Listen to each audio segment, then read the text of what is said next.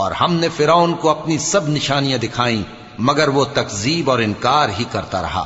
کہنے لگا کہ موسیٰ، کیا تم ہمارے پاس اس لیے آئے ہو کہ اپنے جادو کے زور سے ہمیں ہمارے ملک سے نکال دو؟ تو ہم بھی تمہارے مقابل ایسا ہی جادو لائیں گے، تو ہمارے اور اپنے درمیان ایک وقت مقرر کر لو کہ نہ تو ہم اس کے خلاف کریں اور نہ تم، اور یہ مقابلہ ایک ہموار میدان میں ہوگا۔ موسیٰ نے کہا کہ آپ کے لیے یوم زینت کا وعدہ ہے، اور یہ کہ لوگ اس روز دن چڑھے اکٹھے ہو جائیں۔ تو فرعون لوٹ گیا اور اپنے سامان جمع کر کے پھر آیا۔